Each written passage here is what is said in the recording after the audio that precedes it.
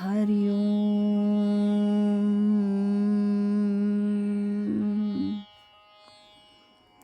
सार्थक वाटे झाली या वेचाचे, जीवनगाथा एका तपस्विनीची या शीर्षकांतर्गत पूजनीय स्वामीभक्त डॉक्टर सुषमाताई वाटवे यांच्या संकलित आत्मवृत्ताचं वाचन आपण ऐकत आहोत.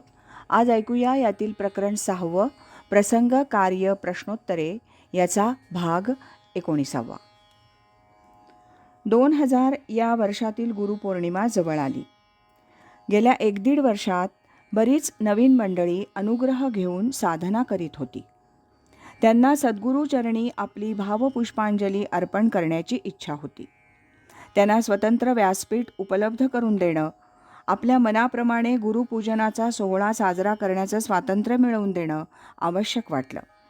म्हणून या वर्षापासून गुरुपौर्णिमेचा उत्सव स्वतंत्र सभागृहात संपन्न व्हावा असा निर्णय घेण्यात आला आणि तेव्हापासून दरवर्षी तो उत्सव ताईंच्या मार्गदर्शनाखाली साजरा होतो.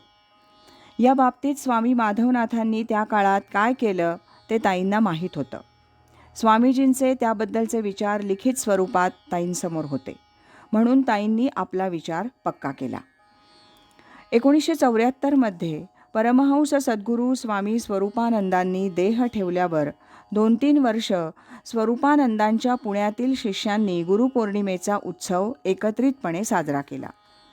नंतर माधवनाथांच्या अनुगृहीतांची संख्या वाढत गेली. तेव्हा मात्र स्वामीजींनी आपल्या कल्पनेप्रमाणे गुरुपौर्णिमा उत्सव स्वतंत्रपणे साजरा करण्यास प्रारंभ केला. तोच आदर्श ताईंनी आपल्यासमोर ठेवला. 1999 पासून स्वामीजींचा अनुग्रह घेऊन सुषमाताईंच्या मार्गदर्शनाखाली जी मंडळी ध्याननामादी पारमार्थिक साधना करू लागली, त्यात सर्व प्रकारची मंडळी आहेत. स्त्री, पुरुष, अबाल, वृद्ध, उच्च शिक्षित, अशिक्षित, देशविदेशातून आलेली साधक मंडळी आहेत.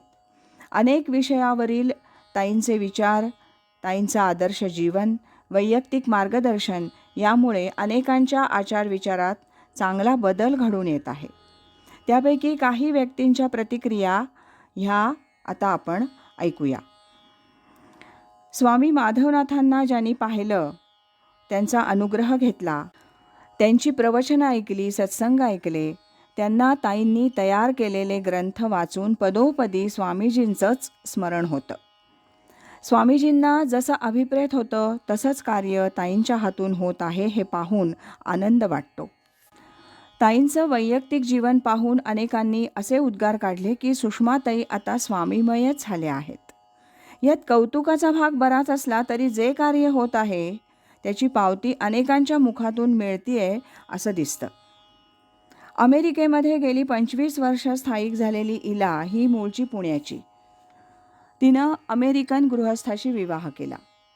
ती एका विद्यापीठात प्राध्यापिका आहे. 1999 साली तिनं अनुग्रह घेतला.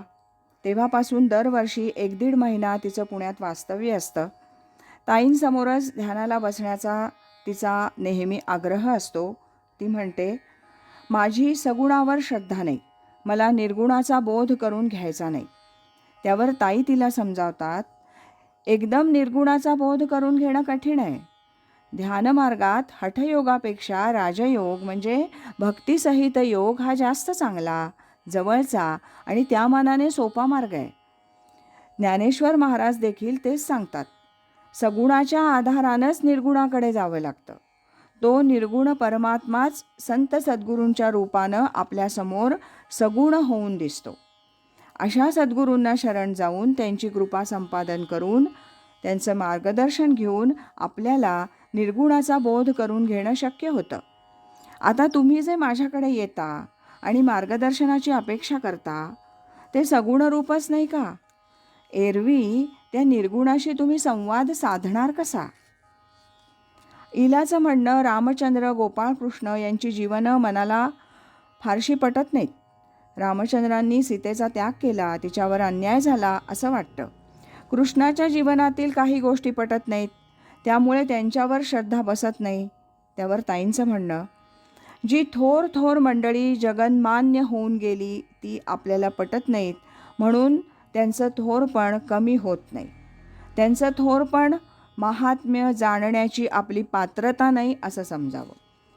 साधनेनं आपण जसजसं त्यांच्या सन्निध जाऊ तसतसं त्यांचं मोठेपण आकलन करण्याची शक्ती, बुद्धी हळूहळू आपल्या ठिकाणी येईल. तोपर्यंत त्यांच्यावर आपण श्रद्धा ठेवावी. काही गोष्टींचं आकलन केवळ तर्कानं बुद्धीनं होऊ शकत नाही. त्यासाठी भावच हवा.